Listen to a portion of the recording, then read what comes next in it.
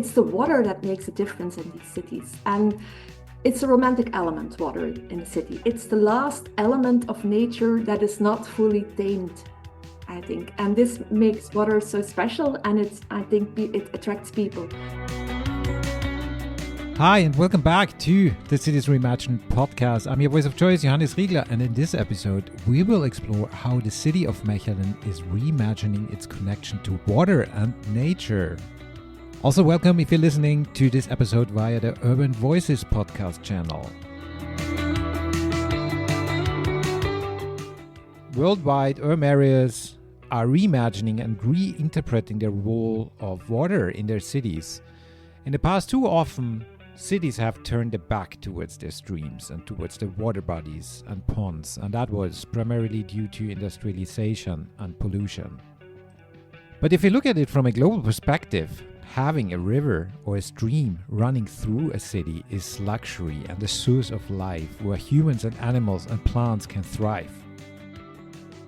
The city of Mechelen in Belgium aims at connecting people, nature, the water and the river and the public spaces around it in completely new ways. For example, by giving the interests of nature and certain species a voice in the participation processes. This has been made possible by the European Urban Initiative in the scope of the WATSUPS project. That stands for Water as the Source for Urban Public Spaces. I have the pleasure to work with the team behind the project of the City of Mechelen over the next 3.5 years as an innovation expert, guiding the project, looking at what is going on and capturing the knowledge of the project and bringing it to you and to everybody interested in it. This is the first of 2 episodes, of initial episodes actually, where we're going to dive into the WATSUPS project and have a look at what is ongoing in Mechelen. We will come back to that later on as well. The project runs until 2027, so we are in the early stages of it. But we will hear about that, how it's going, what the ambitions were from the guests in this episode and in the next one. In this first part, Nicole, you heard her already in the beginning of this episode. She's working for the City of Mechelen and will tell us about how to get such an ambitious project running and what role participation and fun plays in it. In the second part, to which I really invite you to check it out, Mark van der Weken, also working for the City of Mechelen, takes us on a deep dive into the modern human co-creation processes, including the role of empathy and how the needs and the voices of nature can contribute actually to the principles of these kind of large-scale urban transformation processes. But enough for the monologue. Here is my chat with Nicole on reimagining Mechelen's connection with the water. Yeah, hi Nicole. Welcome to the podcast, to Cities Reimagined. When we first met in Mechelen, when we went on the bike ride with your colleagues, I remember that your colleagues introduced you as somebody who makes things happen in the city. Tell us a little bit about your role in the city, in your work with the City of Mechelen. What do you do really? Well, I started a long time ago in 2007 as a head of a youth service.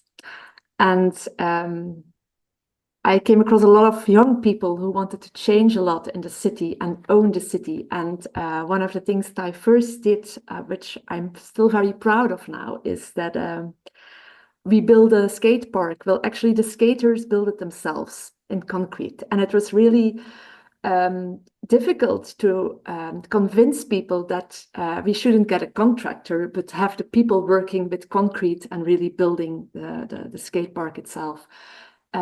So I think that I had so much fun actually accomplishing this, that I think at that moment I realized that I wanted to have an impact on the city, and this is what I wanted to continue to do. And then I started with European projects within the youth service. I became funding advisor, and these European projects all about transformation and in the city and changing things. And it's you also see that also the Mechelen policy, I think policymakers in Mechelen is really known for the transformation it has been through since the early 2000s. It has been known as a bit of neglected, dirty city, public domain was ugly. It was conceived as a very ugly city. And then a new mayor, Bart Somers, came in the years 2000, and he really invested a lot in public domain. So also for civil servants, a lot was possible to change and to test and to experiment. He was someone. Right. I remember that when I was there the last time, somebody told me Mechelen was how was it? Was referred to the Chicago of Belgium or something like that. It was. Yeah. But this Yeah. changed it all, and the new mayor and the policies changed, and things Yeah, became. it's changed a lot, and it's also known and famous for the change it has been through the last 20 years. And you also see this change in the culture and the people itself. There used to be said that people from Mechelen were nagging people that were never happy. And I see now in Mechelen a lot of people who are really proud of the city and are really proud to be in Mechelen and are really more positive towards the future also. I'm not born in Mechelen. I was born in the north of Belgium. So I also came here in 2006 as an immigrant from Brussels then. But I really like the vibe of the people and the city. And all these things make that there are a lot of possibilities. There are a lot of people dare to dream. And as a civil servant, you can continue and work with that, and a lot is possible. And that's why I think that people also see me as someone who wants to change things. It's not only me, but it's also the setting of Mechelen that I ended up in the setting that made it this stronger, this ambition to have an impact. That's really beautiful. Yeah. Also, when I want to convince my colleagues of trying something difficult and doing something of which they first think this is impossible, I always say, like, imagine then that you can tell your children, like, I've changed this, I've did this. And of course, with the skate park, I have two sons who are now 14 of 90 and 19 and who have been to the skate park. And I can tell them, like, when you were small, I actually accomplished this with young people. That's very nice. That's very nice. And your new project, or the project you're now working on, is mainly, or besides others, but it's the WATSUPS project, right? Water as the source of urban public space it's project. a bit similar. It is. What when you just talked about your experience and how you motivate your colleagues to do things which seem very hard. I think that project is very much so, right? It is a very big and complicated project or complex project. Tell us a bit about that. On the one hand, I'm a romantic soul. So, and I think that if you look at the most romantic cities in the world, well, or in Europe at least, all these cities are defined by their waterways. The most romantic cities are Paris at the Seine and is Venice with its waterways. And if you look even in Belgium, Bruges is the most popular, famous city, and it's not because of it has beautiful heritage. But Mechelen also has beautiful heritage. Brussels, it has beautiful heritage.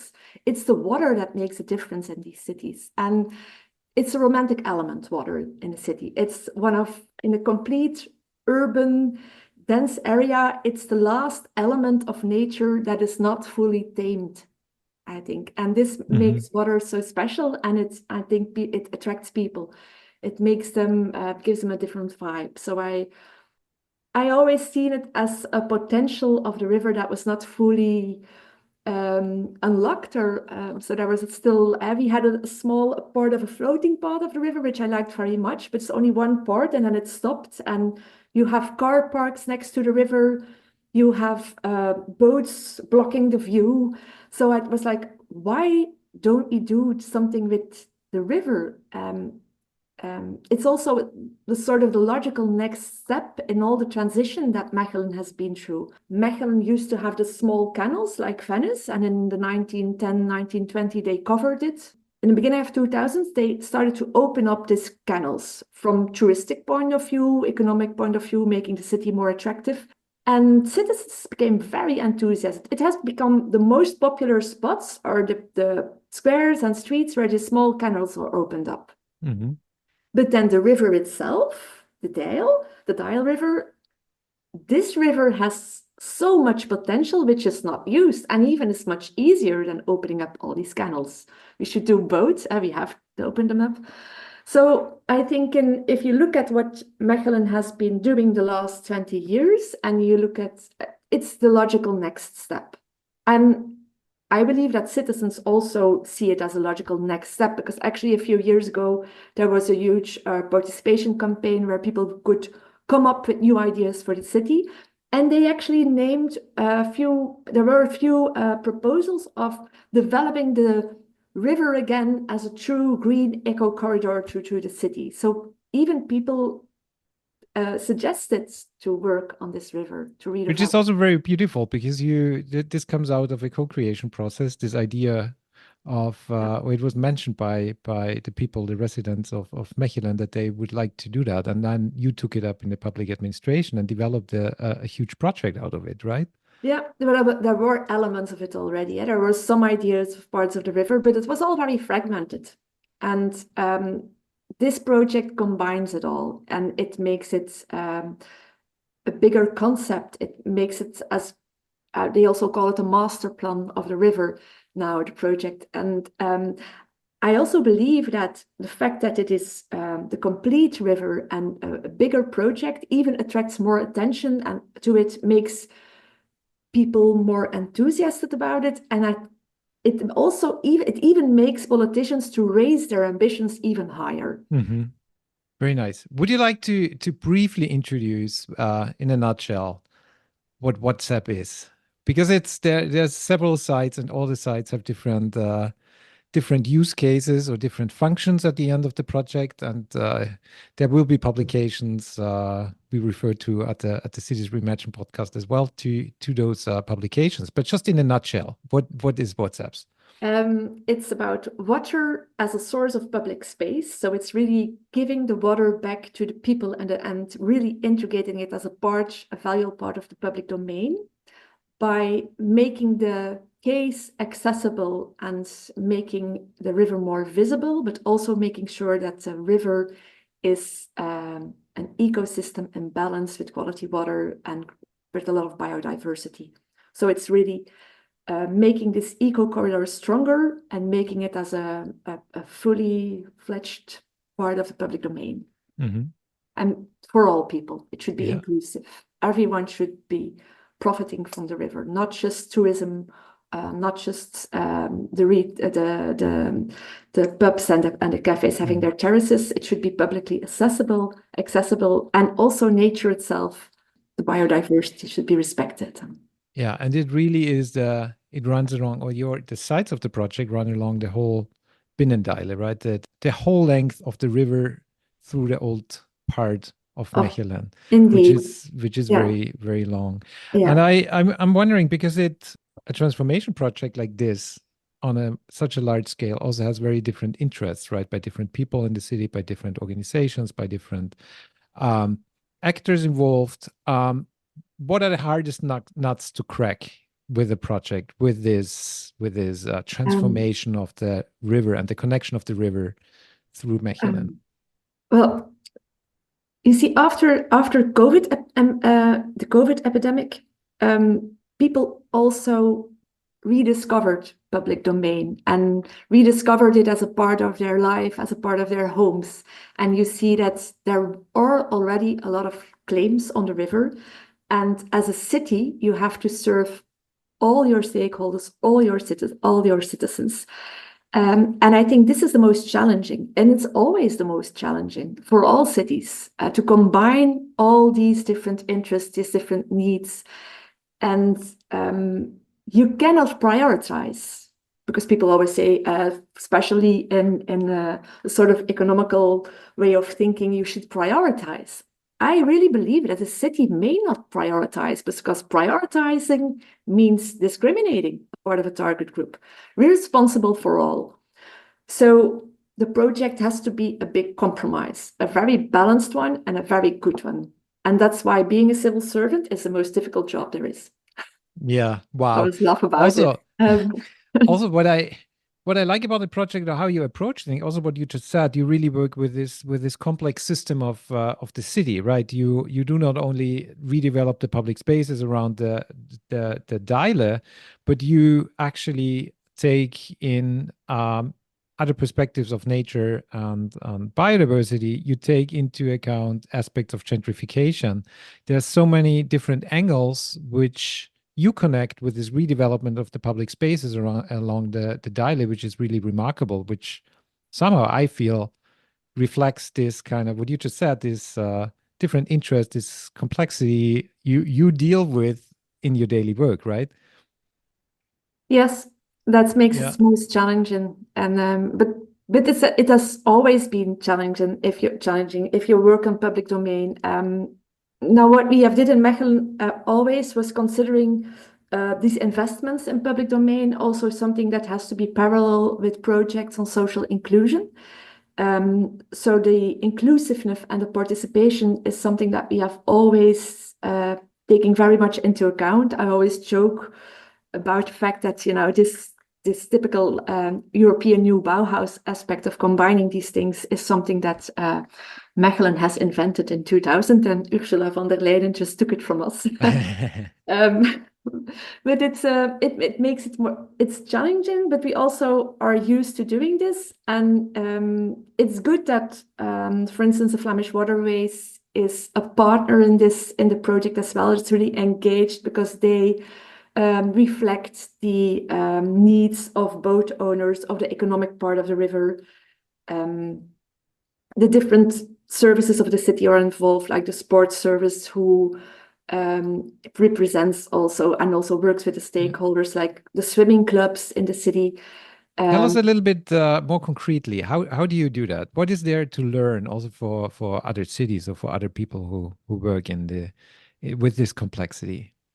Yeah, we still have a way to go there, but it's to making all these services cooperate within the city, because we also always talk about integrated policy, but actually cities are still very much organized and structured in silos.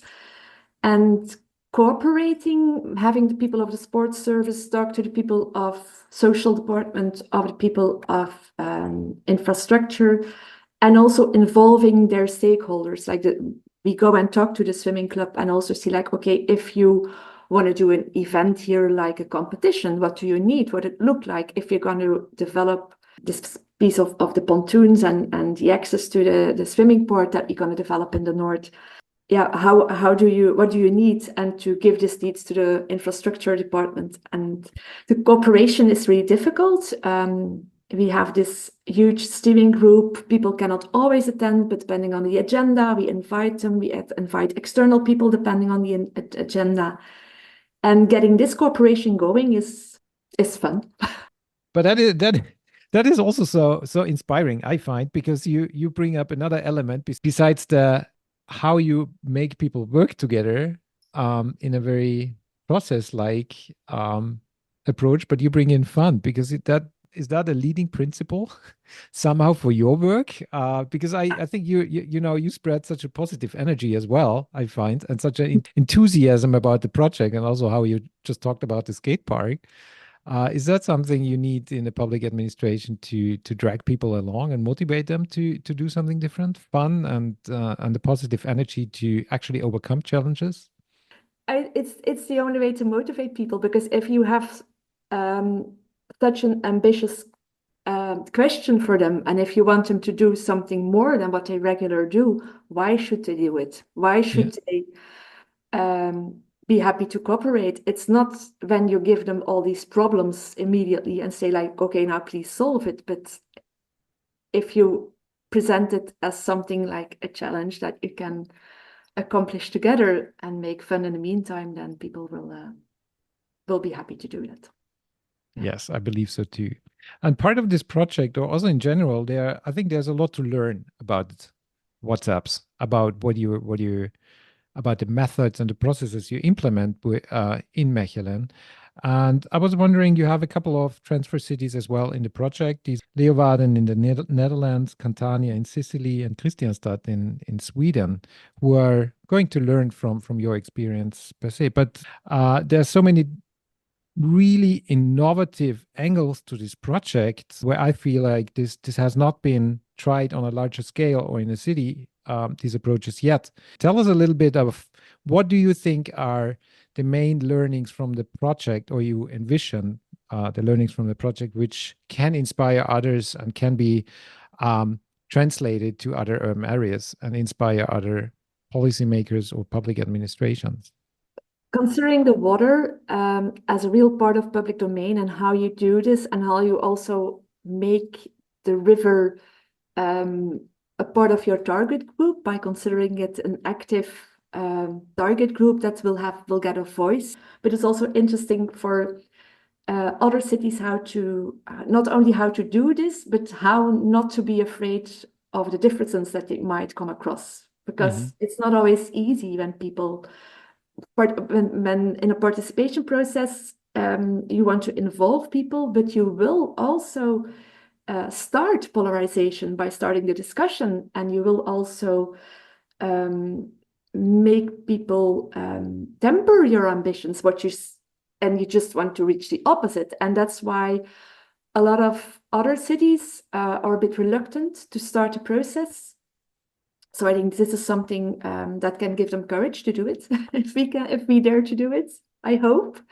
And of course, there are elements, technical things like how do you tackle water quality? How do you make a river accessible? How do you communicate with your boats in the harbor if you want to relocate boats and these things? How do you solve problems? Of course, is always interesting. But I think taking away their fears is the most important thing. What I really like about how you describe this challenge of transformation and bringing together different perspectives and interests as well is this, that you don't see it as a problem, or this friction as a problem, but you see it as something, at least I interpret it as such, as something which is kind of needed to find a consensus or to find a way forward. Because if you do not take that into account, you might run into problems later on where there's just more friction and more opposition and so on. Do you have some thoughts on that? Well, I think friction is part of policy, of democracy, and people have been losing their faith in democracy the last years. And I also think that this project can support giving faith again in democracy, because learning people how to cooperate and talk about problems in a constructive way and not in a polarized method, which has now been very nowadays social media is really strengthening this polarization, and this is going back again to another way of constructive cooperation and showing people that these different points of view are interesting and enriching, and how to find a compromise, and showing them that it's always difficult, but this difficulty that we need to change something.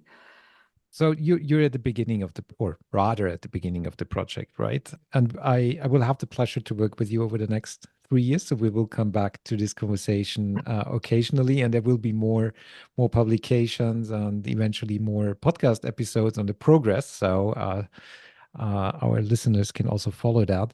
But tell us a little bit what is going on in the next year for WATSUPS. What are the next steps? What are the big milestones you're looking forward? Yeah.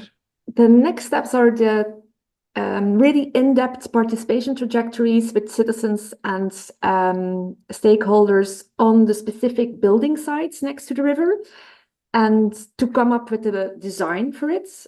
And so this design and the very in-depth participation process are the next steps. This will be very interesting and also going to define the project to a large extent. So that will be very nice. We will also involve artists in this process so they can later on use their inspiration of the people to develop also an artwork on the River Dijle, which would strengthen even their sense of belonging and being a part of it, because he based it on people's input. And the methods and developing these trajectories will be the next thing, and will be very interesting on how that we can come up with new methods with visualization, and also how to integrate the voice of nature in this. So I'm really looking forward to how this will happen. Nicole, thank you so much for your time today. I'm excited to Very follow welcome. that and come to Mechelen soon. Yes, very welcome in Mechelen. Yeah. I hope we see you soon there. This was the first of 2 parts where we dive into the WATSUPS project, a project run by the City of Mechelen, funded by the European Urban Initiative. If you want to find out more about the project, check out the links in the description in the show notes below, or check out Portico, which is the European Urban Initiative's gateway to urban learning. So you find a lot of resources and further information on this and more projects on there. Also, please don't forget to check out the second part of this conversation with Mark van der Weken from the City of Mechelen. And he's going to talk about the modern human approach in co-creation and how to give the voice of nature a stake in a co-creation and participatory process. I really invite you to check it out because it's a really good episode. And Mark has so much knowledge and experiences to share, and it's so interesting how a local public administration is taking the extra mile in the scope of the WATSUPS project to experiment and really redefine the city's connection with the nature, but also with the modern human inhabitants, with the animals and plants living in the city. So please check it out. The link is also below. That's it for now. Thanks for listening in, and I hope to catch you soon.